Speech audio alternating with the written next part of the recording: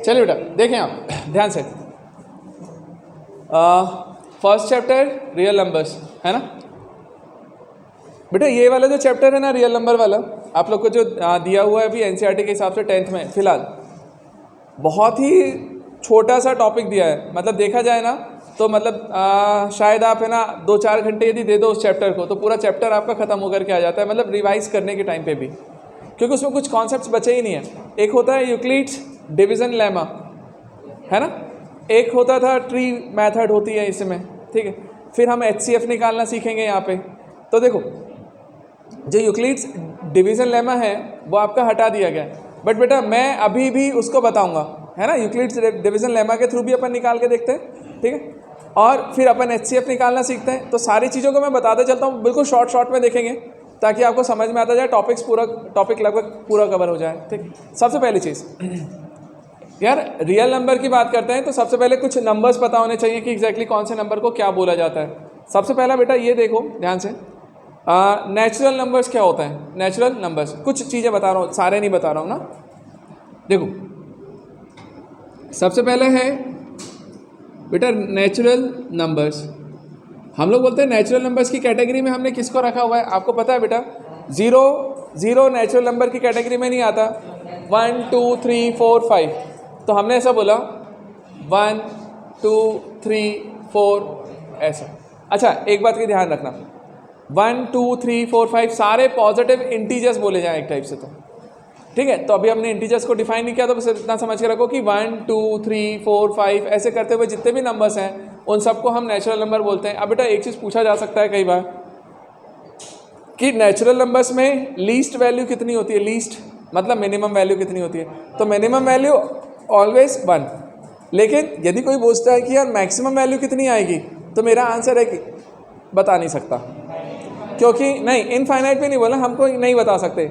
अब आगे जाते जाते कौन सा इंटीजर मिलेगा फाइनली मुझे नहीं मालूम ना, लास्ट वाला कौन सा है, क्योंकि नॉट डिफाइंड है, इन्फिनिटी डिफाइंड ही नहीं होता। चलेगा सुनो, तो यह हो गया आपका कौन नेचुरल नंबर। नेचुरल नंबर से रिलेट करते हुए बेटा आता है कि नेचुरल नंबर की जस्ट बाद में हम लोग बोलते हैं कि यार इंटीजर्स किसे बोलोगे। जो इंटीजर्स हैं, इंटीजर्स के लिए हम लोग कैसे बोलते हैं कि इंटीजर्स कौन है, तो बेटा हम एक चीज़ बोलते हैं, एक तो नेचुरल नंबर, ध्यान से समझो। हमने बोला नेचुरल नंबर कौन 1 2 3 4 एंड सो ऑन, तो ये सारे नेचुरल नंबर लिए। इंटीजर्स में कौन आता है, तो एक तो नेचुरल नंबर्स आते हैं, वही नेचुरल नंबर माइनस के साथ नेगेटिव में नेचुरल नंबर्स लिए जाएं तो वो नेचुरल नंबर्स भी उसमें काउंट होते हैं इंटीजर्स में। तो इंटीजर्स में हमारा एक नेचुरल नंबर यहाँ से काउंट हो रहा होगा, वो कौन होगा बेटा -1 होगा इधर है ना, -2 -3। तो ये सारे नंबर इधर साइड यदि देखा जाए तो ये जो नंबर्स आ रहे हैं वो कौन से आ रहे हैं, नेगेटिव में नेचुरल नंबर्स हैं, और साथ में लास्ट में आता है कौन है 0 बीच में। तो हम लोग बोलते हैं कि बेटा जो इंटीजर्स होते हैं ना, इंटीजर्स कौन होते हैं, नेचुरल नंबर ही बना करके देते हैं। तो एक तो नेचुरल नंबर 1 से लेके इन्फिनिटी तक, वही चीज़ नेगेटिव में और वही चीज़ 0। तो इन सबको एक साथ यदि मैं काउंट करने जाऊँ तो मैं बोलता हूँ कि वो चीज़ मेरे लिए क्या बन के आती है, रियल नंबर्स, सॉरी इंटीजर्स, ठीक। अच्छा यहीं पर जैसे अपन ने नेचुरल नंबर देखा ना बेटा, एक नंबर और होता है होल नंबर। होल नंबर्स हम लोग किसको बोलते हैं, तो हम हाँ होल नंबर्स में 1 2 3 4 मतलब जो नेचुरल नंबर्स हैं वो तो आते ही आते हैं। तो हमने बोला नेचुरल नंबर 1 2 3 4 सब आएंगे, तो उसमें 0 भी इंक्लूड हो जाता है। यदि मैं 0 को इंक्लूड करते हुए बोलने जाता हूँ तो 0 को इंक्लूड करते हुए यदि मैं नेचुरल नंबर की बात करने जाऊँ तो वो मेरे लिए क्या बन जाएगा बेटा, होल नंबर्स, ठीक है। अच्छा अब होल नंबर हो गया, अब इसके बाद में एक फाइनल वाला फंडा आता है। फाइनल वाला वो कौन है हमारा, रियल नंबर्स। जो चैप्टर है, अरे रैशनल वगैरह बहुत सारे होते हैं ऐसे तो बताने के लिए, मैं सब पे नहीं जा रहा, मैं सिंपल सा रियल नंबर बता करके ख़त्म करके आगे बढ़ूंगा, ठीक है। ध्यान देना यार रियल नंबर्स क्या होते हैं, तो ध्यान से समझना बेटा। जब मैं रियल नंबर्स की बात करता हूँ ना तो सिंपल सा मैं एक ही एग्जांपल बोलता हूँ तुमसे। आपने नंबर लाइन पढ़ा है मैथ्स में, मैथ्स में जो नंबर लाइन होता है ना वो रियल नंबर लाइन है, रियल वैल्यूज़ के लिए। तो उस नंबर लाइन पे जितने नंबर्स आप रिप्रेजेंट कर सकते हैं वो सारे नंबर मेरे लिए रियल नंबर्स की कैटेगरी में। मतलब हमने ये मैथ्स में जो नंबर लाइन हमने पढ़ा है, तो देखो हमने देखा है कि इधर -∞ होता है, इधर प्लस। बेटा देखो एक चीज़, माइनस इन्फिनिटी के टाइम पे एरो लगा होता है कि आगे जाओगे तो मिलेगा, प्लस इन्फिनिटी की तरफ भी एरो लगा होता है कि आगे जाओगे तो मिलेगा। मतलब माइनस इन्फिनिटी और प्लस इन्फिनिटी जो वो खुद अपने आप में डिफाइंड नंबर नहीं है। ठीक है, देखो मैं तो भाई आया है टॉपिक तो मैं समझा देता हूँ इस चीज़ का फंडा। मैंने वैसे बताया होगा शायद तक पहले, ध्यान से सुनो। मैं बोलता हूँ इनफाइनाइट का मतलब ये होता है बेटा, इनफाइनाइट मतलब होता है नॉट डिफाइंड। हम जहाँ तक पहुँच जाएं वो इनफाइनाइट नहीं है, हम जहाँ तक पहुँच जाएं वो इनफाइनाइट नहीं है। जैसे मैं बोलता हूँ सिंपल सा, यदि मान ले मैंने अपना चलना स्टार्ट किया, मैं चल रहा हूँ, घूम रहा हूँ, मतलब 100 साल तक मैं कंटिन्यूसली चलता रहा, हिमालय पे निकल गया। ठीक, अब हिमालय पे जाऊँ, माउंट एवरेस्ट पे जाऊँ, कहीं भी जाऊँ, मैं चलता जा रहा हूँ, आज से मान लो 1000 साल बाद अरे मैं जीऊँगा ना यार, देखो ध्यान से, यादों में सुनो ध्यान से, मान लो 1000 साल भी मैं कंटिन्यूसली चलता रहा और एक पॉइंट पे पहुंचा और वहां जाकर के मुझे फीलिंग आई अब आ गया मैं इनफाइनाइट पे, तो मैं बोलता हूं बेटा वो इनफाइनाइट नहीं है। अरे आप पहुंच गए ना, आप पहुंच गए, इसका मतलब वो इनफाइनाइट नहीं है। यदि पहुंच जाते हो तो उसको इनफाइनाइट नहीं बोला जाता। इनफाइनाइट वो होता है जहां तक हम कभी पहुंच ही नहीं सकते। तो हम ये बोलते हैं बेटा बड़े से बड़ा नंबर भी हमारे लिए इनफाइनाइट नहीं, क्योंकि इनफाइनाइट हम पहुंच ही नहीं पाएंगे कभी। और देखो ध्यान से समझना, इनफाइनाइट का मतलब कभी भी ऐसा मत सोचो कि बहुत बड़ा नंबर। जैसे मैं तुम्हें एक एग्जांपल देता हूं हमेशा समझाने के लिए। मैं यदि कभी एक 5 किलोमीटर और एक 5 किलोमीटर चलने वाला एक एग्जांपल देता हूं, क्या ध्यान से सुनो, तुम्हें समझ में आ जाएगा। मैं ऐसा बोलता हूं, मान लो यदि मैं तुमसे बोलूं कि 5 किलोमीटर बेटा, क्या 5 किलोमीटर अपने आप में इनफाइनाइट है? तो तुम्हारा आंसर होगा नहीं, बिल्कुल नहीं। 5 किलोमीटर हम आसानी से पहुंच सकते हैं। अब मैं तुम्हें कंडीशन बताता हूँ, सिचुएशन बताता हूँ, तो देखो तुम खुद समझ में आएगा कि हम क्या बोलना चाह रहे हैं। यदि मुझे कोई बोले कि सर मुझे, मतलब मैं बोलूँ कि यार मुझे 5 किलोमीटर जाना है, या आप में से किसी को 5 किलोमीटर जाना है, तो बेटा हमारे लिए तो वो फाइनाइट नंबर है, हम आसानी से पहुँच जाएंगे उस 5 किलोमीटर वाली डिस्टेंस। लेकिन वहीं पर मैं अब एक कंडीशन ऐसी डालता हूँ कि यदि मान ले बेटा मैं एक ऐसे बंदे की बात कर रहा हूँ जिसके दोनों हाथ कटे हुए हैं, जिसके दोनों पैर कटे हुए हैं, ना हाथ है ना पैर है, कटे हुए हैं, और ना उसके पास कोई व्हीकल है। जैसे आपने देखा होगा कि वो घसीट के चलते हैं ऐसा, मैं बोलता हूँ उसके पास कोई व्हीकल नहीं है। अब ऐसे किसी बंदे को यदि मैं बोलूँ कि यार तेरे को 5 किलोमीटर जाना है, तो शायद वो 5 किलोमीटर उस बंदे के लिए इनफाइनाइट हो जाएगा, क्योंकि उसके लिए उसको दिक्कत आएगी, उसको जाने में बहुत दिक्कत आएगी। तो देखो समझो मेरी बात को, जो 5 किलोमीटर मेरे लिए डिफाइंड था वो किसी दूसरे के लिए नॉट डिफाइंड हो सकता है। मतलब जो मेरे लिए एक फाइनाइट वैल्यू था वो किसी के लिए इनफाइनाइट वैल्यू हो सकता है। तो इनफाइनाइट का मतलब कभी भी ऐसा मत सोचो कि इनफाइनाइट कोई नंबर है। इनफाइनाइट कोई नंबर नहीं होता बेटा, वो सिर्फ एक कंडीशन होती है, वो कंडीशन जहाँ तक हम कभी पहुँच नहीं पाते, और यदि हम पहुँच गए तो वो फिर इनफाइनाइट नहीं है, वो कैसा है, फाइनाइट। तो देखो कभी भी आप जब बनाने जाओ ना तो इस चीज़ का ध्यान रखो, नंबर लाइन पे माइनस इन्फिनिटी लिखते हो तो एरो लगा के लिखो कि आगे मिलेगा, मिला नहीं है। इधर भी प्लस इन्फिनिटी है तो एरो लगा करके लिखो कि आगे मिलेगा प्लस इन्फिनिटी, बट मिला नहीं है। और अब हम क्या बोले, देखो ये नंबर लाइन होता था, नंबर लाइन पे हम बोलते थे सर बीच में 0 आता है सेंटर में, फिर होता था इधर 1 2 3, इधर -1 -2 -3। तो हम ऐसा बोलते हैं बेटा कि इनके बीच के जो नंबर्स है ना वो भी तो होते हैं 1.1 1.2 1.3 1.00 1 1.002। तो मैं ऐसा बोलता हूँ बेटा ध्यान से समझना, इस नंबर लाइन पे जितने भी नंबर्स आते हैं ना, वो सारे नंबर मेरे लिए रियल नंबर्स हैं। मतलब वो नंबर जिसको आप रियल नंबर लाइन पे रिप्रेजेंट कर सकते हो, वो सारे नंबर्स मेरे रियल नंबर्स में आते हैं। मतलब उसमें पॉइंट वाला नंबर भी आ जाता है, इंटीजर्स भी आ जाता है, पॉजिटिव इंटीजर्स भी आ जाता है, नेगेटिव इंटीजर्स भी आ जाता है, 0 भी आ जाता है, सब आ जाता है। समझ में आया? तो ये हमारा चैप्टर था स्टार्टिंग कि रियल नंबर होते क्या हैं। तो रियल नंबर का नाम तो बता दिया, बट बताऊँ कोई यूज़ नहीं आने वाला है अभी हमें इस चैप्टर में, सिर्फ नाम से ही है बस। अभी अपन देखते हैं ना, अब अपन एक एक करके कॉन्सेप्ट देखते हैं। अब देखो ये टॉपिक के बाद मैं सबसे पहला टॉपिक तो मैं समझाने जा रहा हूँ यहाँ पे division lemma, Euclid's division lemma. तो मैं उसका स्टेटमेंट लिखता हूँ, आप उसे समझो, फिर उसको आपको एक्सप्लेन करता हूँ। अपन वो वाला फंडा समझते हैं, एक एक कॉन्सेप्ट उठाते हैं और समझ के क्वेश्चन करते हुए चलते हैं। ठीक है, नोट कर लो बेटा। अब देखो जो फर्स्ट टॉपिक है अभी एनसीईआरटी के सिलेबस में नहीं है ना, हटा हुआ है, लेकिन आप समझ के रखो बेटा, क्योंकि हर चीज़ एक दूसरे से रिलेट करती है कहीं ना कहीं, और छोटा सा टॉपिक है, समझने में क्या बुराई है। देखो ध्यान से, यूक्लिड्स डिवीज़न लेमा भी बोलते हैं और यूक्लिड्स डिवीज़न एल्गोरिदम करके दे तो भी बात एक ही है, दोनों चीज़। अब देखो मैं सबसे पहले तो स्टेटमेंट लिखा हूँ, मैं स्टेटमेंट तुम्हें बोलता हूँ, आप देखो उसमें आपको थोड़ा समझ आएगा, ज़्यादा नहीं समझ आएगा ये क्या क्या बोला। अब उसके बाद में जब मैं प्रॉब्लम्स करवाने जाऊँगा ना तब देखना कि तुम्हें सब समझ में आएगा। कैसे, ध्यान दें। For any two positive integers A and B, भैया दो पॉजिटिव इंटीजर्स हैं ए और बी, है ना, समझना। There exist unique integers Q and R satisfying the relation a equals to bq plus r where r is greater than equal to 0 and less than b।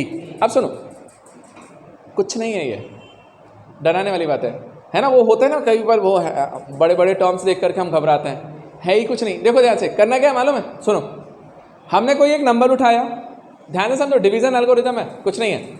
मान लो बेटा मैंने एक नंबर लिया 15, ध्यान से मैंने 15 को मैंने मान लीजिए 2 से डिवाइड किया या 3 से, हाँ 2 से डिवाइड किया। सुनो ध्यान से बेटा, 15 को यदि मैं 2 से डिवाइड करने के लिए जाऊं तो एक चीज़ बताओ, जब मैं 15 को, ध्यान से समझना बेटा, 15 को 2 से डिवाइड करोगे कितनी बार डिवाइड हो जाएगा? मैंने बोला सर 7 टाइम्स तो डिवाइड हो जाएगा बेटा। 7 इंटू 2 करेंगे तो 14 आएगा, मतलब 7 टाइम्स तो पूरा डिवाइड हुआ है, लेकिन साथ में क्या दे दिया उसने, साथ में रिमाइंडर दिया r, और r की वैल्यू कितनी आई 1। समझो ना मेरी बात ध्यान से, 15 को 2 से डिवाइड करोगे 7 टाइम्स तो पूरा चला गया, और रिमाइंडर कितना बचा 1।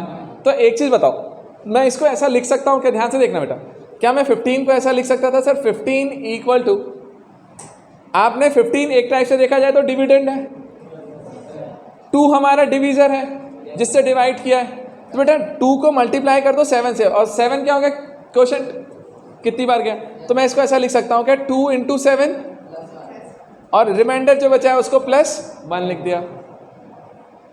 आ रहा है समझ में? तो ये जो चीज़ मैं यहाँ से लिख रहा हूँ ना बेटा, इसी चीज़ को उसने इतना सारा स्टेटमेंट में बोला है। अब मैं समझाता हूँ, अभी एक और एग्जांपल लेता हूँ, उसके बाद बात करते हैं। जैसे देखो ध्यान से, मान लो मैंने लिखा 20 डिवाइडेड बाय 3, ध्यान से समझना, 20 डिवाइडेड बाय 3। बेटा इसको यदि मैं सॉल्व करने जाऊँ तो 6 टाइम्स पूरा जाएगा 18, और रिमाइंडर बचेगा 2, तो मैंने बोला रिमाइंडर की वैल्यू 2 आई। अब जरा इसको यदि मैं सिंप्लीफाई करने जाऊँ, मैं लिख सकता हूँ 20 equal to 3 into 6 plus 2 remainder, तो ये देखो 18 प्लस 2 मिलकर के 20 हो जाएगा। तो देखो अब मैं समझा रहा हूँ तुम्हें मतलब क्या है यहाँ पे। एक्चुअल में इसने जो आपसे बोला ना कि सर 2 इंटीजर नंबर्स हैं ए और बी, और हम उसको किस तरीके से लिख रहे हैं, a equal to B Q plus R.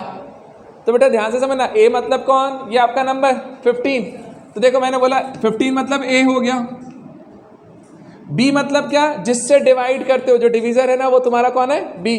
तो b की वैल्यू यदि मैं यहाँ से देखने के लिए जाऊँ तो b कितना निकल के आ रहा होगा बेटा 2 से डिवाइड किया तो ये b हो गया। 7 टाइम्स वो डिवाइड हुआ था, तो क्वोशंट कितना है 7, तो उसको लिखा मैंने q, और 1 जो आ रहा है वो क्या आ रहा है, रिमाइंडर, तो मैंने बोला r हो गया। तो देखो क्या पैटर्न वही वाला फॉलो हुआ, a equals to B Q plus R. यहाँ पे देखने जाओ 20 इक्वल टू यदि मैं लिखने जाता तो 20 मेरे लिए अब a हो गया, उसको डिवाइड किया मैंने 3 से तो 3 हो गया b, 6 टाइम्स गया तो क्वोशंट हो गया q, और r रिमाइंडर आया तो ये लिख दिया। आया समझ में?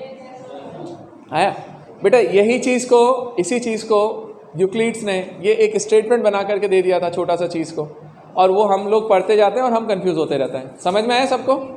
अब सुनो मेरी बात ध्यान से, बस अब एक बार स्टेटमेंट पढ़ो तो शायद तुम्हें अब ज़्यादा अच्छे समझ में आए। क्या बोल रहा है देखो, फॉर एनी 2 पॉजिटिव इंटीजर्स, कोई भी 2 पॉजिटिव इंटीजर्स हैं a और b, है ना, देयर एग्जिस्ट यूनिक इंटीजर्स, वो सिर्फ यूनिक इंटीजर्स एग्जिस्ट करते हैं। यूनिक इंटीजर्स कौन से वाले बेटा, q एंड r, क्वोशंट और रिमाइंडर।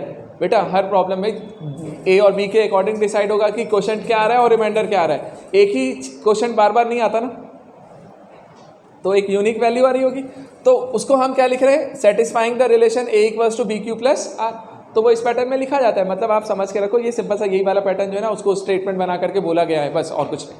अभी क्लियर हुआ? अच्छा दूसरी चीज़, यहाँ पे एक चीज़ का ध्यान रखना, यहाँ r के लिए देखो बेटा, r के लिए उसने एक कंडीशन लिखी है, sir r is greater than equal to 0 and less than b। बेटा एक चीज़ सोचो, b कौन है तुम्हारा, b वो नंबर है जिससे तुमने डिवाइड किया है। अब जरा समझो, मैं समझाता हूँ, ये 2 है, आप कभी भी किसी नंबर को 2 से डिवाइड करोगे तो रिमाइंडर हमेशा 2 से छोटा ही आएगा ना। अरे रिमाइंडर या तो 0 आ सकता है, यदि पूरी बार डिवाइड हो गया तो 0 आएगा।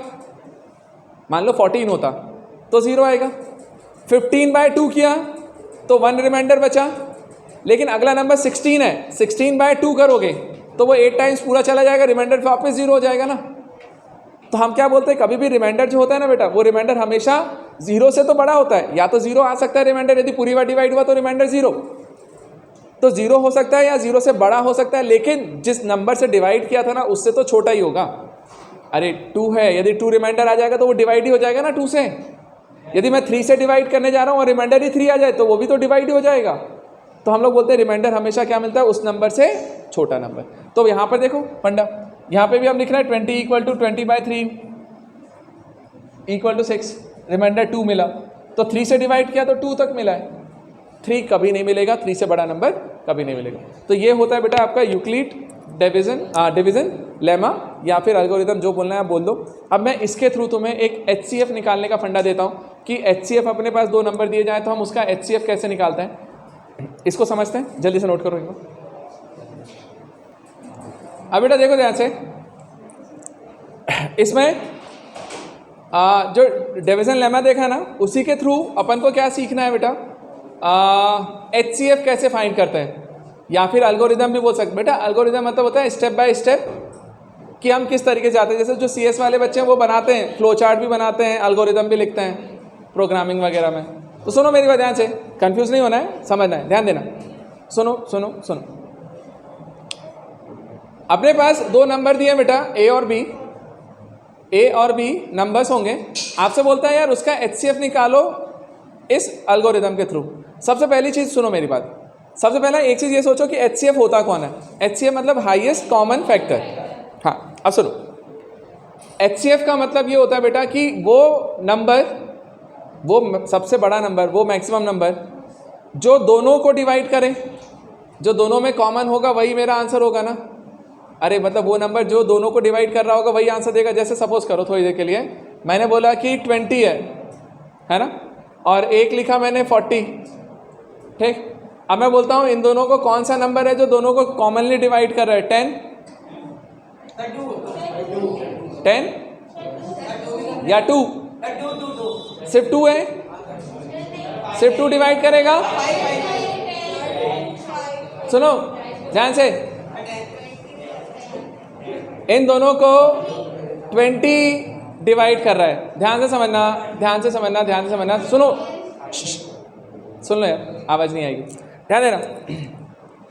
मैं ये बोलता हूँ कि दोनों नंबर का HCF निकालना है, तो बेटा आपको वो नंबर ढूंढना है जो दोनों को डिवाइड कर रहा हो और बड़े से बड़ा नंबर। तो देखो बेटा ध्यान से, मैंने बोला 20 वो नंबर है जो दोनों को डिवाइड कर रहा होगा। यहाँ पे वो डायरेक्टली दिख रहा है, अपन अभी निकालेंगे ना। सुनो, तो मैंने ऐसा बोला, देख बेटा 20 को जब तुम खुद 20 से डिवाइड करोगे, ध्यान से समझना, ये जो तुम्हारा HCF निकल के आ रहा है ना, 20 को 20 से डिवाइड करेंगे तो कितनी बार जाएगा, 1 टाइम जाएगा। और रिमाइंडर कितना आएगा, खास बात 0, रिमाइंडर आपको 0 दे रहा होगा वो HCF वाला। अच्छा, उसी HCF से मैंने बड़े वाले नंबर दूसरे को भी डिवाइड करा तो आंसर आया 2, और रिमाइंडर अभी भी 0। तो मुझे ये चीज़ समझ में आ रहा है कि यार HCF जो नंबर निकलेगा ना, HCF वो नंबर होगा जो आपको रिमाइंडर कितना बना के देगा, 0। अरे रिमाइंडर की वैल्यू कितनी आनी चाहिए, 0। बस अब इसी कॉन्सेप्ट को लेकर के हम लोग चलेंगे और अपन निकाल के बताते हैं कि HCF को निकालना कैसा। जरा ध्यान से देखना तो क्लियर हो जाएगा क्या लिख रहा हूँ, समझना। मान लो बेटा मैंने 2 नंबर दिए, मैंने बोला 418, पहला फाइंड HCF ऑफ 418 एंड 33। अब मान लो बेटा 418 और 33 का HCF निकालना है। अच्छा एक चीज़ बताओ, सुनो, अब एक चीज़ दिमाग में क्लियर रखना, सुन लेना, क्योंकि इस बार ऑब्जेक्टिव एग्जाम है। तो अब ये HCF आप किसी भी मेथड से निकालो, आंसर वही आएगा जो डिवीजन लेमा दे रहा होगा। समझ में आ रहा है? मतलब डिवीजन लेमा के थ्रू जाओ या किसी और मेथड से जाओ ना, नॉर्मल मेथड से भी जाओगे तो आंसर वही आएगा। तो एटलीस्ट कम से कम ये डिवीजन लेमा वगैरह नहीं आता हो ना, तो कम से कम नॉर्मल मेथड से निकाल करके टिक करके आना, है ना। चलो ध्यान से, अब अप्रोच समझो बेटा। अप्रोच क्या है यहाँ पे कि आपको 418 और 33 का HCF निकालना है। आपको क्या करना है बेटा मालूम, इसको डिवीजन लेमा के थ्रू लिखो। हमारा स्टेटमेंट क्या होता था देखना, A = BQ + R, है ना। अब ध्यान से देखना, उसी चीज़ को मैं लिख रहा हूँ। अच्छा, कंडीशन भी होती थी R <, > 0 <, B। सुनो ध्यान देना बेटा, लिखते कैसे हैं ध्यान से समझो। सबसे बड़ा नंबर उठाया करो, लार्जर नंबर से स्टार्ट करते हैं। तो हमने बोला 418, ध्यान से सुनना, ये जो दोनों नंबर दिए जाते हैं ना, उसमें एक A होता है, दूसरा वाला B, और A हमेशा कौन होगा, बड़ा वाला नंबर A और छोटा वाला B। तो सुनो, A के प्लेस पे मैंने लिखा 418, B के प्लेस में मैंने लिखा 33 इनटू, अब Q होता था क्वोशेंट कि कितनी बार गया।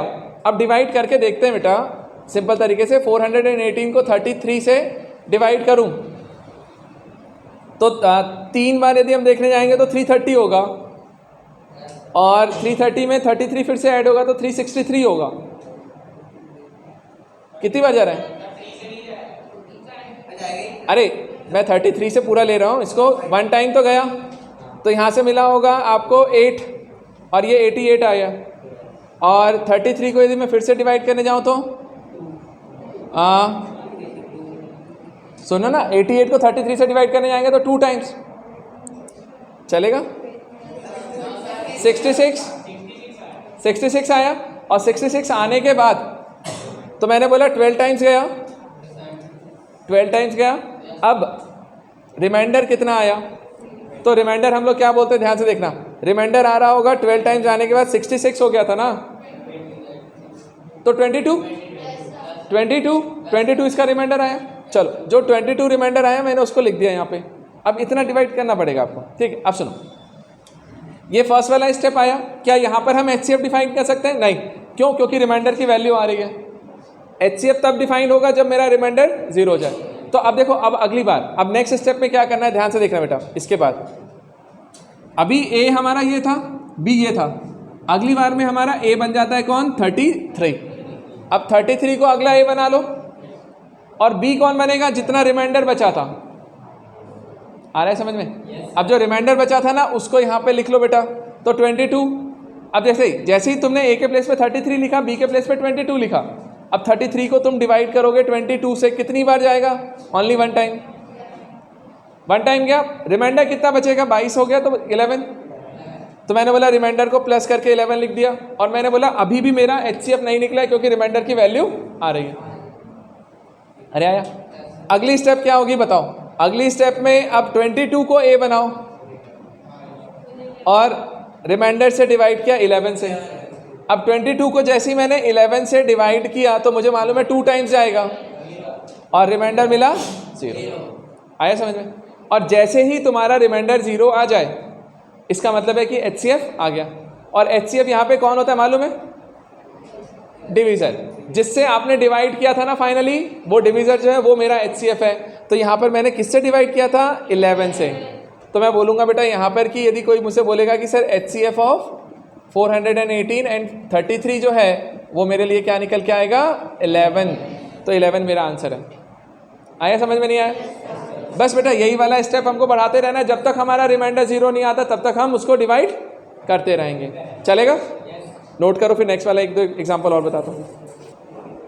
देखना बेटा, एक प्रॉब्लम और देखते हैं, 135 एंड 225।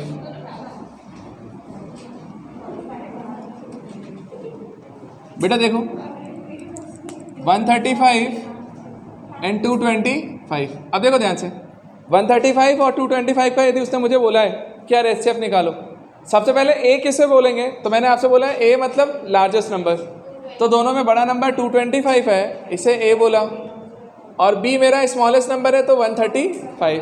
अब सुनो, A 225 हो गया, B अपना 125 हो गया, 135। अब सोचो, तोड़ने जाएंगे तो A मतलब 225 इक्वल टू B के प्लेस पे तो 135, 135 से डिवाइड करने जाऊंगा, मुझे मालूम है एक ही बार जाएगा, है ना, क्योंकि इसका डबल करेंगे तो 270 होता है, तो उतना तो जाना नहीं है। तो देखो ये तो इतना समझ में आएगा, 1 टाइम गया प्लस रिमाइंडर कितना बचेगा, तो 135 इधर आया तो बचेगा 90। बेटा 135 प्लस 100 करेंगे तो 235, तो उससे 10 कम है ना, तो 90, मतलब यहाँ पर जो रिमाइंडर बचा वो मेरे लिए 90 आया। चलो रिमाइंडर 90 आ रहा है तो ये HCF नहीं देगा। अगली स्टेप में जाएंगे, अब A का प्लेस कौन ले लेगा, 135, डिवाइड करेंगे 90 से रिमाइंडर। अब बेटा 90 से 135 को डिवाइड करने जाए तो भी एक बार जाएगा, तो 1 टाइम गया, प्लस रिमाइंडर कितना बचा होगा 45, तो रिमाइंडर 45 आया। रिमाइंडर 45 है तो अभी भी नहीं आया, अगली स्टेप में जाए। अब यहाँ पे लिखेंगे 90 इक्वल टू 45 से डिवाइड किया, कितनी बार जाएगा, 2 टाइम्स, और रिमाइंडर 0। तो हमने बोला जैसे ही रिमाइंडर 0 मिला उस टाइम पे जो डिवीज़र है वो मेरा आंसर है।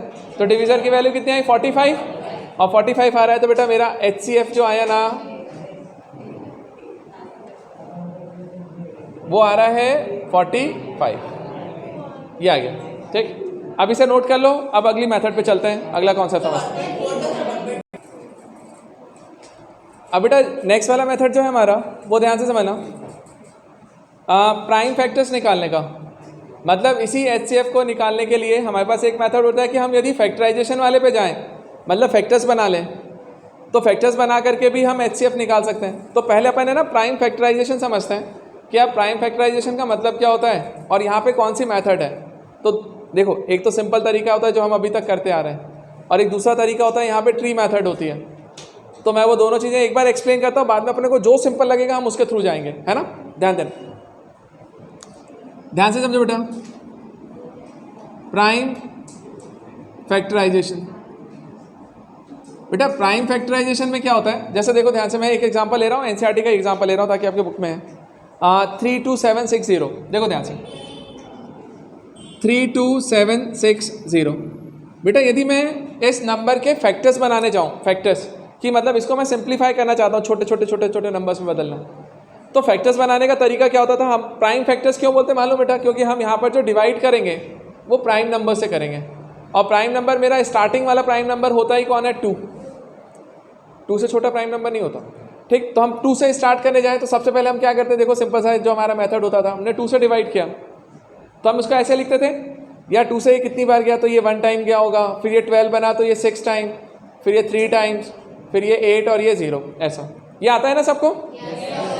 चलिए, अब मैंने 2 से डिवाइड कर दिया तो ये पूरा मिला। अगली बार फिर से मैंने इसको 2 से डिवाइड किया।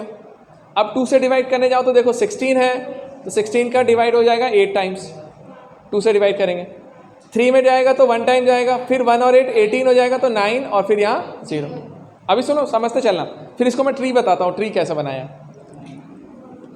फिर बेटा ये 2 से डिवाइड किया वापस, क्योंकि इवन नंबर दिख रहा है तो 2 से जाएगा, 4, फिर ये 0 9 5। अगली बार, अब सुनना मेरी बात ध्यान से, यदि यूनिट प्लेस पे इवन नंबर हो तब वो 2 से डिवाइड हो जाता है। फिर 3 का रूल होता था कि उन सारे नंबर्स का सम यदि 3 से डिविजिबल हो तो 3 से जाएगा। तो बेटा 9 + 4 13 + 5 18 डिविजिबल है तो 3 से जाएगा। तो 3 से ये 1 टाइम गया, 4, 1 रिमाइंडर बचा होगा, 1 और 0 मिल करके 10, तो ये 3 टाइम्स गया। फिर 19 है तो ये 6 टाइम जाएगा, और 15 है तो ये 5 टाइम, तो 1365 आया। अगला ये 11, ये भी 3 से डिविजिबल है। अब सुनो, 4 टाइम्स, फिर 16 बचा तो ये बन गया होगा 5 टाइम्स, और 1 और 5 15 है तो फिर से 5। अब ये 5 से जाएगा, 5 से गया तो ये 9 टाइम्स, और ये 1 टाइम। अच्छा देखो, ये 7 से जा रहा है, 7 से ये गया 13 टाइम्स, और 13 को यदि मैं डिवाइड करने जाऊँ तो सिर्फ वो 13 से ही जाएगा, और वो 1 आया। तो हम लोग का ये मेथड होता था फैक्टर्स निकालने वाला, कि प्राइम फैक्टराइजेशन पे जाना है ना तो सिंपल फैक्टर्स निकालते जाओ निकालते जाओ निकालते जाओ। आ गया? इसलिए मैंने एक थोड़ा सा बड़ा सा एग्जांपल ले लिया था कि आपको समझ में आए। सुनो अब ध्यान से, सुन लो। इसको लिखने का तरीका देखो, फिर अपन इसको दूसरे मेथड से समझते हैं।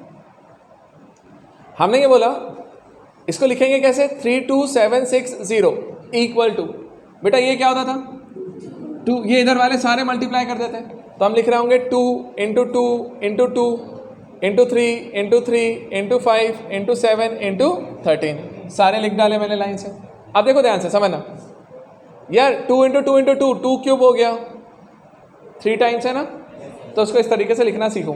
तो एक प्राइम फैक्टर बनाया 2, 2 की पावर 3 मतलब 2 3 बार गया है, फिर इंटू 3, 3 का स्क्वायर, 5 अकेला है, 7 अकेला है और 13 भी अकेला है। तो हमने बोला बेटा ये 32760 को मैं इस तरीके से रिप्रेजेंट कर सकता हूँ, ठीक है।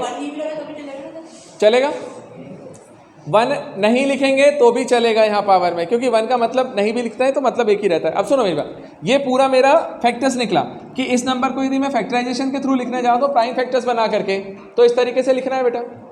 अब सुनो मेरी बात ध्यान से, ये सिंपल तरीका होता है और अब मैं तुम्हें सजेस्ट यही करूँगा कि अभी जो तुम्हारे पास प्रॉब्लम्स आए, सुनना मेरी बात, तुम्हारे पास जो प्रॉब्लम्स आए तुमको फैक्टर्स बनाने सीधे इसी मेथड पे जाना। वो आपसे बोलेगा तो नहीं कि ट्री बनाओ, तो काहे के लिए बनाना भाई, ठीक। तो बस अपन इसी मेथड पे जाएं और अपन तुरंत निकाल के लाएंगे। लेकिन मैं तुम्हें ट्री मेथड भी समझा दे रहा हूँ कि ट्री मेथड है क्या, ठीक है। अब एक बार इसे नोट करो तो मैं जल्दी से इसी चीज़ को मैं ट्री मेथड से बताता हूँ बेटा। अब इसे देखना, बातें नहीं, यहाँ पे इसी मेथड को अपन यदि ट्री मेथड से निकालने जाएं तो देखो बेटा, ट्री मेथड से हम कैसे निकालते हैं प्राइम फैक्टर्स, ध्यान देना। देवी चलें, अब बेटा 32760 यही था ना नंबर, हाँ ध्यान देना। अब यदि इसको ट्री मेथड से निकाले जा रहे हैं तो देखो ध्यान से, कुछ नहीं है, ट्री में बहुत सारी ब्रांचेस होती हैं, बस वही बनानी है, बेवकूफ़ बनाना है। देखो ध्यान से, समझो,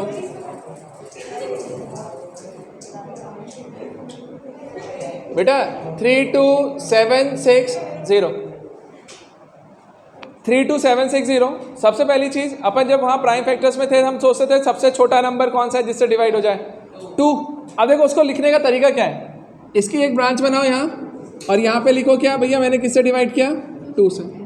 अब 2 से डिवाइड करने के बाद दूसरी वाली ब्रांच में यहाँ बनाऊंगा कि कितनी बार गया, तो यहाँ से 1 6 3 8 0, अब ये चला गया। अगली बार अब तुमको इस वाले नंबर को डिवाइड करना है, सोचना है इसको किससे डिवाइड करें, फिर से 2। तो देखो इसकी जो ब्रांच है वो मैंने यहाँ से बनाई दूसरी 2। अब जितनी बार गया उसको नेक्स्ट वाली ब्रांच में बना करके लिखो, ध्यान से समझना। 2 से डिवाइड करेंगे 8 1 9 0। अब अगली बार 8 1 9 0 को और छोटा करना है तो इसको अपन 2 से डिवाइड करेंगे, तो बेटा 2 वाली ब्रांच फिर से इधर गई। तो यहाँ से हम लोग लिख रहे होंगे कि ये कितना आ रहा होगा, तो 4095। अगली बार इसको आप 3 से डिवाइड करोगे तो नेक्स्ट वाली ब्रांच यहाँ से निकली 3 से डिवाइड किया तो यहाँ पे मुझे आंसर क्या दे रहा होगा ये, तो मैंने बोला 1 टाइम 3 टाइम 6 टाइम और 5 टाइम्स 1365। अब 1365 को फिर से डिवाइड करना है, मैंने बोला 3 से जा रहा है और 3 से डिवाइड करने पे ये कितनी बार गया, तो 4 टाइम्स, फिर 1 और 6 5 और 5 55। अब सुनो ध्यान देना, 455 आ गया।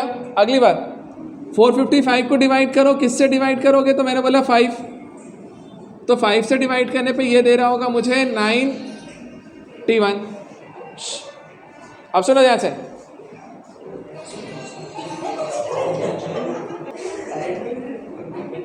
बेटा अब 91 को डिवाइड करेंगे तो हमने बोला यार 7 से, तो इसकी ब्रांच हमने यहाँ से निकाली 7 और ये गया 13 टाइम्स। अब 13 को सॉल्व करने के लिए फिर 13 से डिवाइड करना पड़ेगा और मिलेगा मुझे यहाँ से 1। अब देखो बेटा, हमेशा ना ट्री को वहाँ पे जाकर के ख़त्म करो जब 1 मिलेगा। जैसे ही 1 मिल गया, अब इधर लेफ्ट साइड में जो भी ब्रांचेस थी ना बेटा, इन सब को मल्टीप्लाई करके लिख दीजिए, ये आपका फैक्टर है। मतलब यदि मैं यहाँ पे लिखने जाऊँ तो फिर से वही लिखूँगा 32760 equal to 2 into 2 into 2 into 3 into 3 5 into 7 into 13। अब बेटा इसको मैंने पूरा मल्टीप्लाई कर दिया, तो देखो यहाँ से इसके लिए लिखने जाएंगे तो 2 की पावर 3, ये 3 2 टाइम्स है तो 3 का स्क्वायर, 5 1 7 1 13 भी 1 टाइम। तो बेटा आंसर मेरा वही निकल के आना है, जो वहाँ से निकला वही यहाँ से निकलेगा। तो मैं ये बोलता हूँ कि क्यों जाना ट्री मेथड पे। ये तब के लिए अच्छा था जब हमारा सब्जेक्टिव एग्जाम होता था तो बाकायदा बोल करके देता था कि यार ट्री मेथड से सॉल्व करके दे, बट अब तो कोई बोलने वाला नहीं है ना, तो उस कंडीशन में हम उस मेथड पे कभी जाएं ही ना, हम सीधे जाएंगे तो सिंपल फैक्टर्स निकालेंगे और हमारा आंसर आ जाएगा। अब सुनो मेरी बात, इसके बाद में अपन अब चल रहे हैं इस चीज़ पे, ध्यान से समझना बेटा, अब हम इस चीज़ पे जा रहे हैं। इसके बाद एलसीएम और एचसीएफ कैसे निकालोगे, एलसीएम और एचसीएफ कैसे निकालेंगे फैक्टर्स के थ्रू। तो मैं आपको एक छोटा सा फॉर्मूला लिख रहा हूँ, उसके बाद में मैं प्रॉब्लम्स करके बताता हूँ, तो तुरंत खत्म हो जाएगा अपना टॉपिक, ठीक है? जल्दी से नोट कर लो इसे।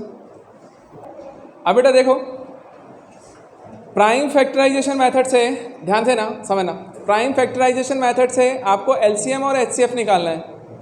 मैंने फॉर्मूला वाइज लिख करके दे दिया कि आपके पास लिखा रहना चाहिए, पता होना चाहिए।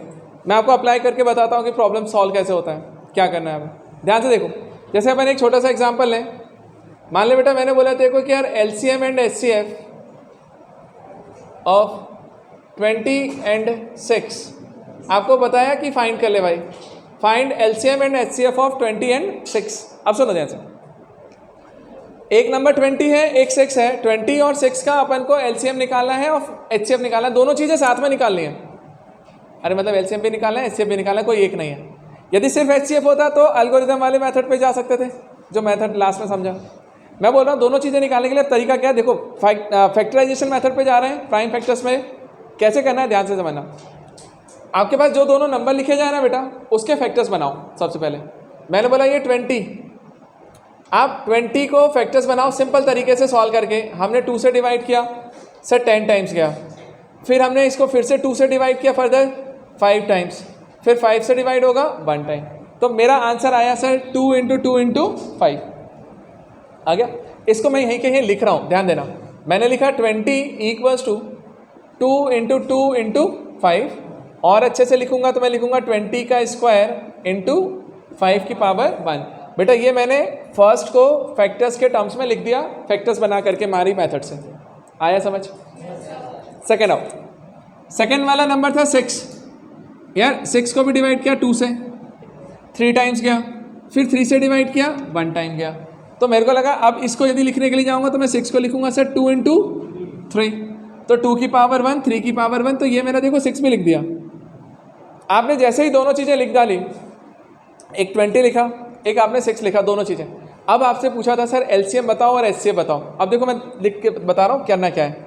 देख बेटा सबसे पहले एचसीएफ ऑफ हम 20 एंड 6 लिख रहे हैं, तो ध्यान से समझना। और अगली बार में हम लिखेंगे एलसीएम, तो दोनों चीज़ों को मैं यहीं समझा रहा हूँ, ध्यान देना। आपसे मैंने यहाँ स्टेटमेंट लिखा है बेटा कि एचसीएफ क्या बताता है, एलसीएम क्या बताता है। देखो ध्यान से मैं पढ़ रहा हूँ, उसे समझो, फिर उसके बाद अप्लाई करेंगे। मैंने बोला एचसीएफ ऑफ ए, बी, ए और बी का एचसीएफ निकालना है। तो हम लोग ऐसा बोलते हैं sir product of smallest power of each common prime factor. ध्यान से समझना, एचसीएफ पहली चीज़ दिमाग में क्लियर करके रखो, तुम अपना बेसिक वाला नॉलेज आप सही कर रुक जाओगे। एचसीएफ वो होता है जो दोनों को डिवाइड करे, कॉमन फैक्टर यही निकालते हैं ना, जो दोनों में डिवाइड हो रहा हो। मतलब हमें सिर्फ वही नंबर काम के होंगे जो दोनों में होंगे। मतलब यदि कोई नंबर एक में है दूसरे में नहीं है तो वो मेरे काम का नहीं है। तो पहली चीज़ तो मेरे दिमाग में आ गई सर कॉमन वाला ढूंढो, ठीक है। तो हमने सबसे पहले ढूंढा कि दोनों में कॉमन फैक्टर क्या है। तो देखो ध्यान देना, दोनों में यहाँ पर भी 2 है और यहाँ पर भी 2 है। अब दोनों में 2 आ रहा है तो हमने बोला चलो 2 तो सही है, लेकिन अपन को लेना कौन सा नंबर है वो देखो ध्यान से, product of smallest power of each common factor. मतलब स्मॉलेस्ट पावर वाला, तो यहाँ पर एक बन रहा है 2 का स्क्वायर, एक बन रहा है 2 की पावर 1। मिनिमम पावर कौन सा है, 2 की पावर 1 वाला।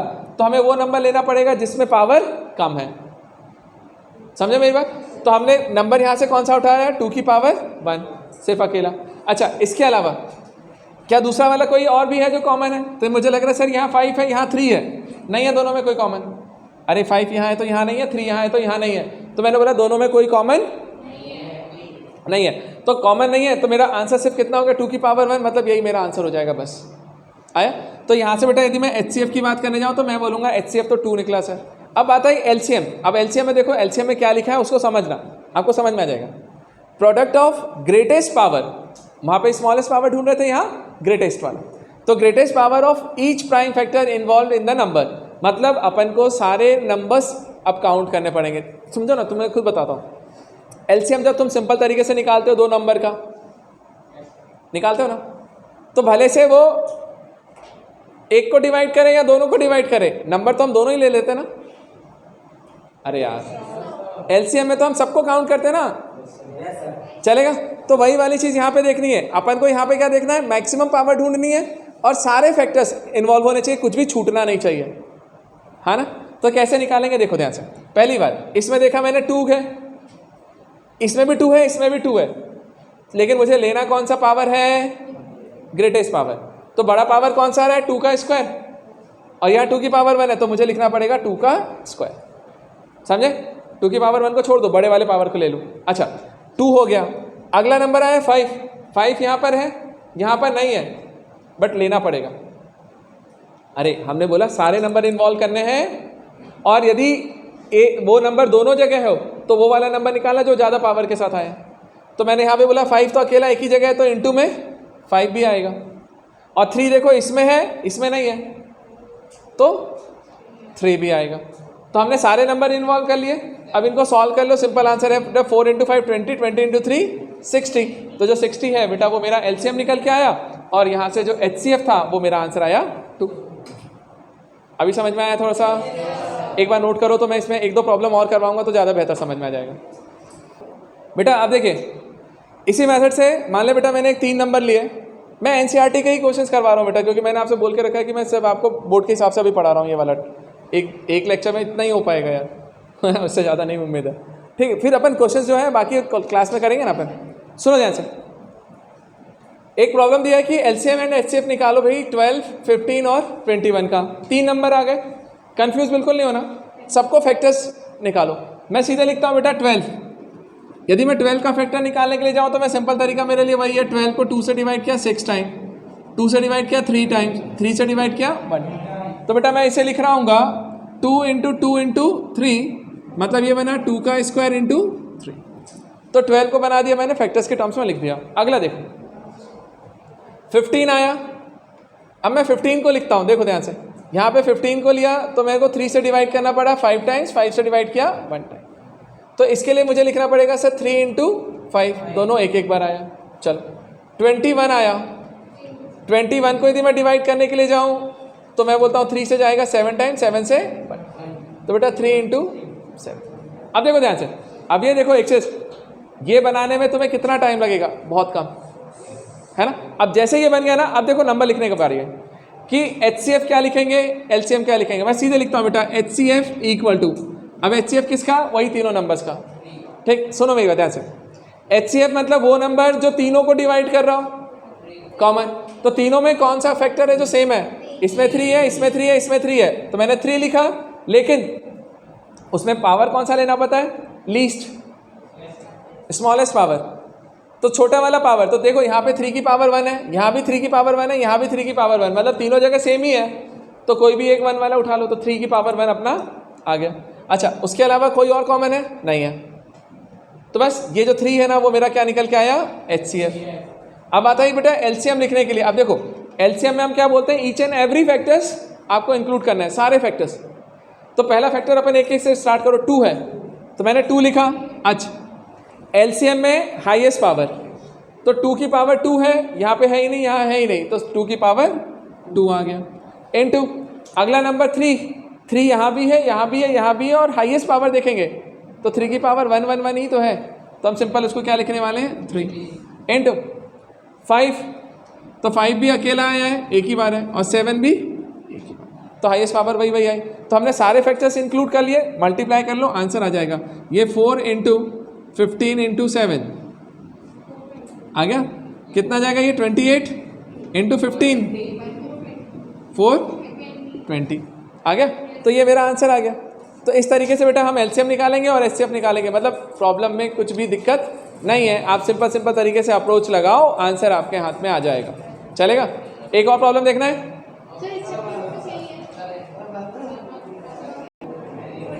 बेटा देखो इधर,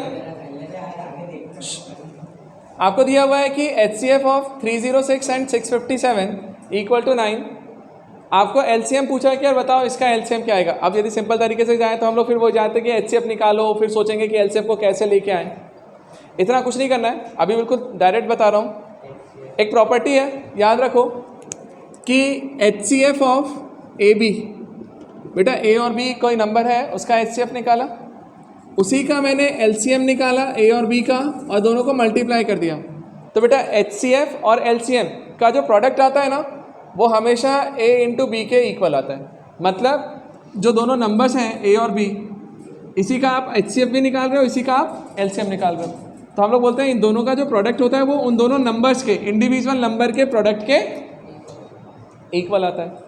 बस ये वाली प्रॉपर्टी आपको एक ध्यान रखनी है, ये ध्यान रहेगा तो आपसे ये प्रॉब्लम डायरेक्ट सॉल्व हो जाएगा। देखो कैसे, आपसे दिया था एचसीएफ, तो मैंने बोला यार एचसीएफ ऑफ 306 एंड 657 इनटू उसी का एलसीएम लिखा जाए 306 एंड 657 का, तो मैं बोलता हूँ इन दोनों का जो प्रोडक्ट है वो उन दोनों नंबर्स के प्रोडक्ट के इक्वल आएगा।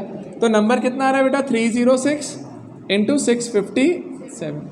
और देखो यहाँ से एचसीएफ वाले की वैल्यू उसने मुझे 9 दे करके रखी है, तो ये 9 हो गया into LCM of 306 and 657 equal to 306 into 657। बेटा 9 से डिवाइड कर दो तो एलसीएम आपको निकल के आ जाएगा कि कितना आ रहा है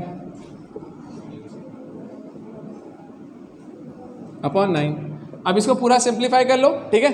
अब जो भी आंसर आता है आप आंसर निकाल लो, वो आपका आंसर है। कितना आंसर है 22338। चले बेटा मैं इनके अकॉर्डिंग मैं बोल दे रहा हूँ कि 22338 ये आंसर आ रहा होगा। अब एक बार क्रॉस चेक कर लेना, समझ में आए? अरे मतलब सिंप्लीफाई तो करना है बस, और कुछ नहीं है, ठीक है।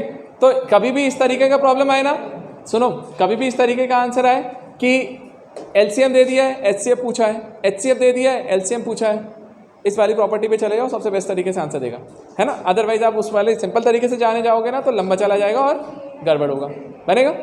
चल इसे नोट करो। तो अब अगला नेक्स्ट वाला कॉन्सेप्ट देखते हैं बेटा। अब देखिएगा ध्यान से, अब ये नेक्स्ट वाला कॉन्सेप्ट आया। अच्छा देखो एक चीज़ बताऊँ, इसमें एक कॉन्सेप्ट और आता है जहाँ पे √3 है, √5 आपसे बोला जाता है इरेशनल प्रूफ करके दो। बेटा वो सुनो मेरी बात, प्रूफ करने वाले क्वेश्चंस हैं अभी हमारे लिए मतलब नहीं है, इस वाले लेक्चर में हम उसको इंक्लूड नहीं कर रहे, क्योंकि बेटा वो प्रूफ करने वाले तो वो तो फिक्स है कि √5 इरेशनल है तो है। अब उसको प्रूफ करके हमें ऑब्जेक्टिव एग्जाम में कोई फायदा नहीं मिलने वाला है, ठीक है। तो मैं अभी वो वाला पोर्शन रोक रहा हूँ, ठीक। नॉर्मल क्लास में मैं आपको करवा दूंगा वो चीज़, अभी ध्यान से सुनो, समझना। उसके बाद एक नेक्स्ट वाला जो प्रॉब्लम आता है ना, जहाँ से पूछा जाता है, वो आपको कोई नंबर देता है फ्रैक्शन में, रैशनल नंबर देगा p/q के फॉर्मेट में, और हमें ये पता करना होता है बेटा वो जो रैशनल नंबर है वो टर्मिनेटिंग है या नहीं है। तो टर्मिनेटिंग है या नहीं है इस चीज़ का आइडिया कैसे लगाया जाए, तो उसके लिए बेटा 2 थ्योरम है बुक में, मैंने वो थ्योरम लिखा है। समझ नहीं आएगा, प्रॉब्लम करेंगे तो समझ आ जाएगा। ध्यान से सुनो मेरी बात, क्या बोला उसने, let x equals to p/q be a rational number. बेटा p/q हमारा कोई एक रैशनल नंबर है, ठीक है, चलेगा। आगे क्या बोला, such that the prime factorisation of q, ध्यान से समझना important point, the prime factorisation of q, मतलब आपको जो फैक्टर्स ढूंढने हैं वो किसके ढूंढने हैं, q के। q मतलब डिनोमिनेटर, आपको सिर्फ डिनोमिनेटर के फैक्टर्स बनाने हैं, न्यूमरेटर के नहीं बनाने अभी, ठीक है।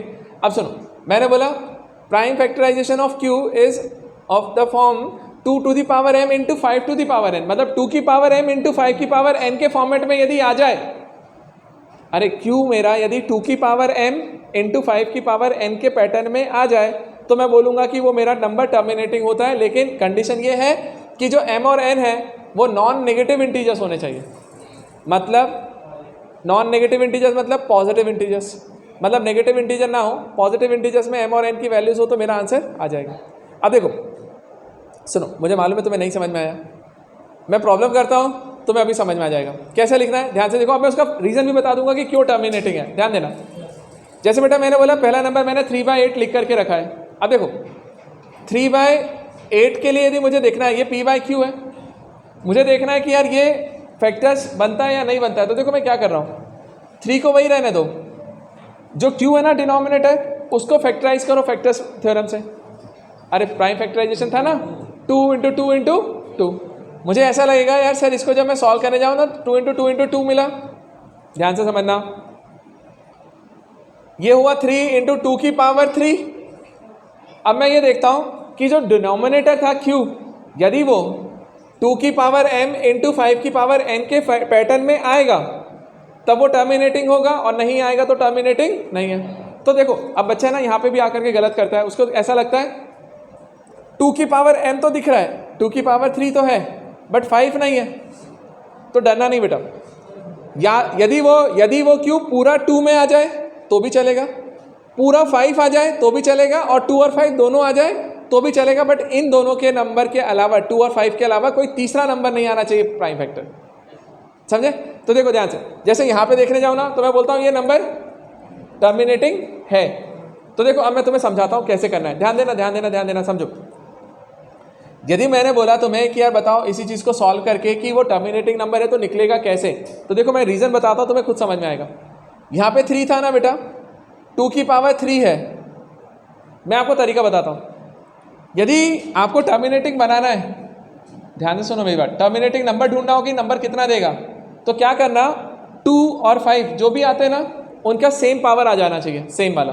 जैसे देखो यहाँ पे 2 की पावर 3 है, मेरे पास 5 नहीं है, तो मैंने क्या किया, मैंने बोला यहाँ पे भी 5 की पावर 3 लेके आओ। अरे जितना 2 की पावर होगा उतने 5 की पावर मैं लेके आऊँगा। तो यदि मैंने 5 की पावर 3 से यहाँ पे मल्टीप्लाई किया नीचे, तो ऊपर भी मल्टीप्लाई करूँगा ना 5 की पावर 3 से, ताकि इफेक्ट खत्म हो जाए। चलो जैसे ही इफेक्ट खत्म हुआ, देखो तुम्हें इफेक्ट समझ में आ गया। 3 इंटू 5 इंटू 5 25, और ये 125, और अपॉन में बेटा ये देखो 2 की पावर 3 इंटू 5 की पावर 3। क्या मैं इसको ऐसा लिख सकता हूँ 2 इंटू 5 पूरे की पावर 3? समझ आ रहा है? और जैसे 2 इंटू 5 पूरे की पावर 3 लिखोगे तो देखो अपना नंबर क्या बना, ये बन गया होगा आपका 375, और अपॉन में बना 10 की पावर 3। अब देखो बेटा 375 अपॉन 10 की पावर 3 मतलब 1000 होता है, और 1000 से जब आप डिवाइड करने के लिए जाओगे तो डेसिमल ही तो शिफ्ट होता है सिर्फ।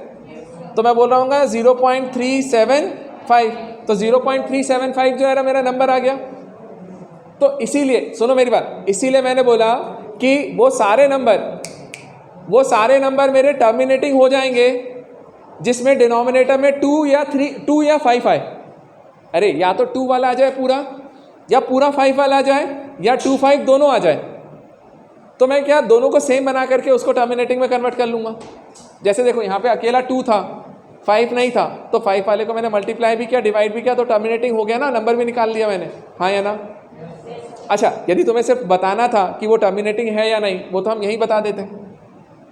2 की पावर 3 आया है, 5 नहीं है, तो भी ये टर्मिनेटिंग है। अच्छा देखो अगला नंबर, देखो ध्यान से समझना, अभी ध्यान से समझो, दोनों तीनों नंबर मैंने वही काम के लिए। अगला नंबर देखो बेटा, जैसे मैंने लिखा 13/125,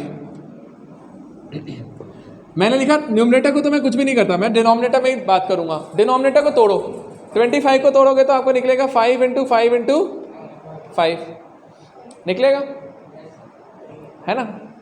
अब देखो जैसे ही बना, ये बना तुम्हारे पास 13/5 की पावर 3। अब बेटा 5 की पावर 3 यदि निकल के आ रहा है तो मैं बोलूँगा टर्मिनेटिंग है। अरे 2 की पावर m इंटू 5 की पावर n के पैटर्न में आ गया, मतलब 5 वाला है। 2 और 5 के अलावा कोई नहीं है तो टर्मिनेटिंग है। अब सॉल्व करते हैं ना, देखो 5 की पावर 3 आया, मैंने बोला यार सर जितना 5 की पावर है उतना मुझे 2 की पावर भी चाहिए, तो मैंने 2 की पावर 3 से मल्टीप्लाई भी किया और डिवाइड भी। तो बेटा यहाँ भी 2 की पावर 3 लिख दिया। अब जरा देखो ऊपर क्या बना होगा, ऊपर बना 13 इंटू 8, 2 की पावर 3 मतलब 8, 2 इंटू 2 इंटू 2, और नीचे बन गया 5 इंटू 2 और उसकी पावर 3। तो 13 इंटू 8 कितना होता है? 104। तो बेटा ये 104 हुआ, और अपॉन में ये बनता है 10 का क्यूब मतलब 1000, और सिर्फ आपको डेसिमल शिफ्ट करना है इधर, तो डेसिमल शिफ्ट करोगे तो ये 0.104, ये आंसर आ गया। अरे आया समझ में? तो मैंने ये बोला कि यदि आपको निकालना हो ना कि बेटा वो टर्मिनेटिंग है या नहीं है, तो सिंपल ये देखो कि डिनोमिनेटर वो 2 की पावर m इंटू 5 की पावर n के पैटर्न में होना चाहिए। यदि नहीं है तब वो टर्मिनेटिंग नहीं होगा, लेकिन यदि वो है तो टर्मिनेटिंग है। जैसे इसी के हिसाब से देखो बेटा एक और नंबर है 7/80। एक बार आप जल्दी से इसे नोट करो तो मैं 7/80 वाला भी एक एग्जांपल बता दूंगा। हाँ ध्यान देना बेटा, इसी में आपका एक ये थर्ड वाला जो एग्जाम्पल है उसे देखो, आपको खुद समझ में आ जाएगा क्या फंडा है। बेटा 7/80 बात है नहीं, 7/80 यदि मैंने लिखा है, आप डिनोमिनेटर को फैक्टर्स में कन्वर्ट करो, तोड़ो। तो मैंने लिखा 7 × 2 से डिवाइड करेंगे तो 40 आएगा, फिर 2 से किया तो 20, फिर 2 से किया तो 10, फिर 2 से किया तो 5 और फिर 5, ये आ रहा होगा। अब ये इतना आप बना लेना, चलेगा? अरे वो फैक्टराइजेशन मेथड है ना, प्राइम फैक्टर्स बना करके निकाल लो। अच्छा देखो, जैसे ही निकला 7 अपॉन में ये बना बेटा 2 की पावर 4 × 5 की पावर 1। मैंने बोला देख 2 की पावर m 5 की पावर n, पैटर्न आ गया ना 2 और 5 वाला। डिनोमिनेटर यदि 2 और 5 के टर्म्स में है, इसका मतलब है कि वो टर्मिनेटिंग है। अब वो नंबर ढूंढना है तो क्या करेंगे, मैंने बोला दोनों के पावर सेम बनाओ। देखो बेटा 2 की पावर 4 है, 5 की पावर 1 है, मुझे दोनों की पावर सेम बनाने के लिए क्या करना पड़ेगा, तो मैंने बोला देख 5 है, इसको यदि मैं 5 की पावर 3 से मल्टीप्लाई करूं तो दोनों पावर मिलकर के 5 की पावर 4 हो जाएगा। अरे सेम बनाने के लिए जो बड़ा पावर होगा वही बनाना पड़ेगा। तो मैंने यहाँ पे बनाया बेटा, यहाँ पे 5 की पावर 1 है, यहाँ पे 5 की पावर 3 से मल्टीप्लाई किया तो उसी से डिवाइड भी किया, नहीं आया। अब सुनो ध्यान से, जैसे ही आप लिखोगे तो ये बनेगा 7 × 125 और अपॉन में बना बेटा ये 2 की पावर 4 × 5 की पावर 4। बेटा 7 × 125 कितना होता है, 35, 875 और अपॉन में बेटा इसको 2 × 5 की पावर 4 लिख लीजिए। तो बेटा 875 अपॉन ये 10 की पावर 4 हुआ, 875 अपॉन में 1000, 4 zeros हैं। और यदि मैं इसको डिवाइड करने के लिए जाऊंगा तो मेरा आंसर निकल के आ रहा होगा 0.0875, 0.0875 और ये मेरा आंसर है, चलेगा? तो अब जो भी फंडा हो, जो भी टर्मिनेटिंग वाले होंगे वो इसी तरीके से निकलेंगे और आसानी से आंसर मिलेगा, चलेगा? जल्दी नोट करो, फिर नेक्स्ट वाला बताते हैं। बेटा ये हम लास्ट टॉपिक इसका, अभी हमने नंबर देखा डिवाइड में था तो वो टर्मिनेटिंग हो रहा था। टर्मिनेटिंग के लिए फंडा था कि 2 की पावर m × 5 की पावर n के पैटर्न में होना चाहिए। अब मैं यहाँ पे क्या देखने जा रहा हूँ, देखा ध्यान से समझना, सुनो मेरी बात। यार 29/343 है, 77/210 है। अब यदि मैं बोलता हूँ, देखो यहाँ पे वो फंडा ये बोलता है कि यदि मान लीजिए डिनोमिनेटर जो q था वो 2 की पावर m × 5 की पावर n की पैटर्न में है, तब तो वो टर्मिनेटिंग है ना। लेकिन यदि वो 2 की पावर m × 5 की पावर n के पैटर्न में ना हो, उसके अलावा कोई और फैक्टर आ जाए, तब आपका वो नंबर टर्मिनेटिंग नहीं होगा, वो नॉन टर्मिनेटिंग नंबर में होगा। ठीक, तो वो नंबर नॉन टर्मिनेटिंग है, मतलब वो ख़त्म नहीं होगा और रिपीटिंग होता है। मतलब जैसे हम लोग डिवाइड करते हैं ना, तो जैसे मिला 1 2 3, डेसिमल के बाद 1 2 3, तो अगली बार फिर से रिपीट कर जाएगा 1 2 3, फिर से रिपीट कर जाएगा 1 2 3। तो हम बोलते हैं non terminating but repeating numbers हमें मिलता है कब, यदि वो इस पैटर्न में ना हो। तो जैसे देखो एग्जांपल के लिए मैंने बोला 29/343, मैंने बेटा डिनोमिनेटर के फैक्टर किए हैं।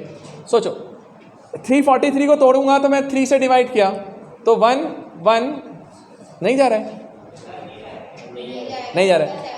ये 7 से जाएगा, 7 से यदि जाते हैं तो 7 से ये 28 और 7 9 49 टाइम्स गया, ठीक है। और 49 को हम 7 से एक बार और इसको भी हम एक बार और कर सकते हैं, ऐसा चलेगा। अब देखो 7 × 7 × 7 मैंने बना तो दिया, अब देखो बनेगा क्या, ये बना तुम्हारे पास 29 अपॉन बेटा 7 की पावर 3। अब सुनो मेरी बात है, यदि ये 7 की पावर 3 बन भी गया, यहाँ पे कोई 2 नहीं आया, कोई 5 नहीं आया।